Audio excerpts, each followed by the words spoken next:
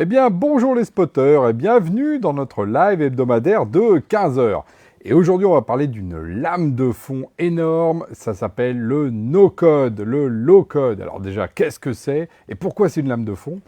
C'est tout simplement le fait qu'aujourd'hui, en fait, on n'a plus besoin forcément de savoir développer pour faire des applications. Or, les applications, le numérique est partout, et donc on a besoin pourtant de développer des applications. Et donc le no-code est en train de devenir une force majeure. Alors je vais vous donner des chiffres pour comprendre pourquoi c'est vraiment quelque chose d'essentiel. Aujourd'hui, Gartner estime qu'on est déjà à plus de 27 milliards de marchés des applications dites no-code ou low-code. On va y revenir pour un peu les définir et dire un peu qu'est-ce qu'il y a derrière ces termes un peu barbares. Et si on se reprojette un peu dans le futur, ils estiment que plus de 65% des nouvelles applications en 2024 seront faites en no-code ou en low-code. Alors, qu'est-ce que ça veut dire derrière? Déjà, il faut quand même partir du constat que le numérique est partout. Il est partout et aujourd'hui, beaucoup de métiers sont à travers ça et on a un besoin de productivité. Et pour ça, pour faire des productivités, il faut faire des applications, il faut faire des liens, il faut faire des ponts entre les applications. Et le problème, c'est que les informaticiens, il n'y en a pas assez. Alors, est-ce qu'il y en a besoin d'en faire plus ou pas? Ça, c'est un autre débat. Mais aujourd'hui, je ne sais pas si vous avez en tête, il n'y a que 0,5% de la population qui sait coder aujourd'hui. Et donc, c'est très peu par rapport au fait que le numérique est partout. Et on se retrouve avec une problématique de pénurie. Et donc, pour ça, un des moyens, c'est justement d'amener à ce qu'on puisse faire, pour les gens qui ne savent pas développer, de faire quand même des programmes. Et donc, c'est la question de l'autonomie. Et en plus, c'est un sujet qui m'est cher, parce que moi, je considère que toute l'histoire de l'industrie, et donc le numérique n'échappe pas à ça, c'est de rendre autonomes les gens par rapport aux technologies et aux artefacts qu'on leur propose. Donc, cette logique de no-code, elle va dans le bon sens, elle va dans le sens de l'autonomie.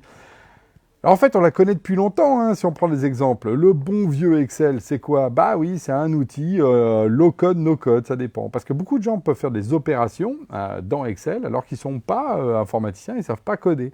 Et puis ils peuvent faire les petites macros, et c'est là où on retrouve les si, les cherche-v, des trucs qui ont l'air un peu compliqués. Mais avec ça, et les tableaux croisés dynamiques, par exemple, en fait, on fait déjà de la programmation, sans le savoir. Donc Excel, c'est bien pour ça aussi qu'il est aussi utilisé, aussi puissant, parce que c'est un outil no-code. Alors, pour les gens du marketing, par exemple, il y a toute la clique des IFTT ou des Zapier, vous savez, pour faire de l'intégration entre les systèmes. Oh là là, j'ai des données qui viennent dans mon CRM, quelqu'un a rempli un formulaire, comment est-ce que je le bascule ailleurs? Donc voilà, par exemple, là, c'est toute cette logique-là d'intégration. On a également, plus récemment, toutes les logiques qui permettent de fabriquer justement à partir de formulaires comme Google Data Studio, par exemple, parce que Google a été très très en pointe là-dessus, pour permettre là aussi aux gens de marketing ou autres de faire des tableaux de bord magnifiques à partir de données qui rentrent à nouveau dans du Excel. Donc on voit bien qu'on tourne autour toujours de la question de la donnée, des traitements. Bah oui, c'est ça le coder. Coder, c'est transformer des données en d'autres données pour que justement elles puissent être activables par d'autres personnes. Un programme, c'est ça. Si c'est ça, alors je fais ça, je te passe ça, je décide ça, je clique, il se passe ça. On est vraiment dans une logique procédurale. Et plus récemment également, et c'est ça qui est en train d'émerger, et c'est ça qui fait le basculement en fait de ces applications no-code, c'est tout ce qui sont les applications métiers.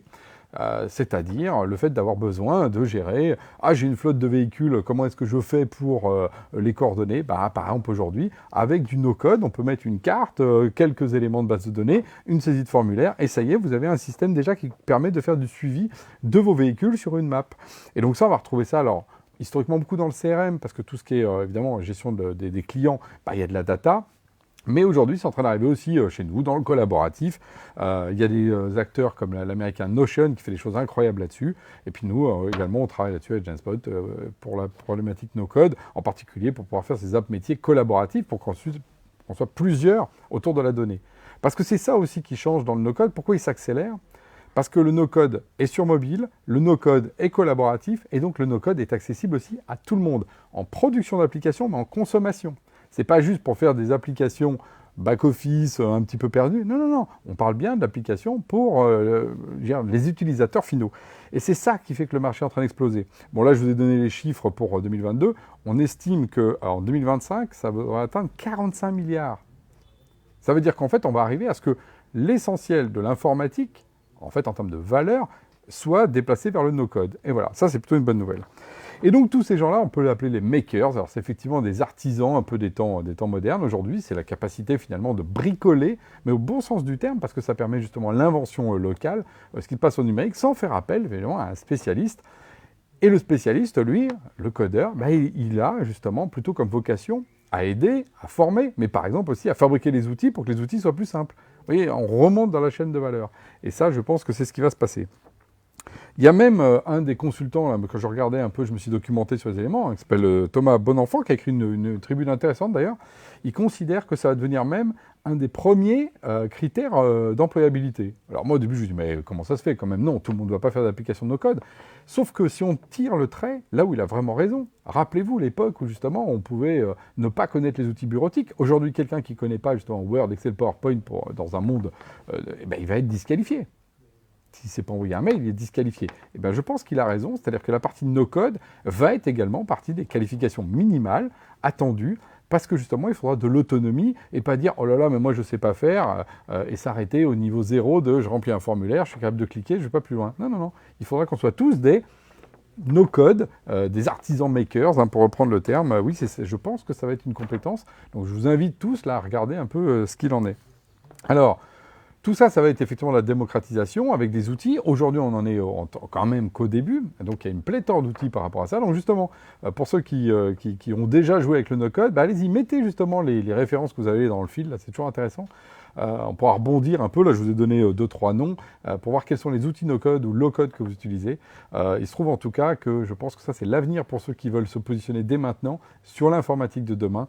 Et on est toujours dans cette logique d'autonomie. Et donc, le numérique est plutôt dans cette approche de libérer les gens et de donner de la capacité. Donc c'est aussi pour ça que je pense que cet appui est si fort et ça va devenir effectivement une vraie lame de fond. Donc je vous dis à la semaine prochaine.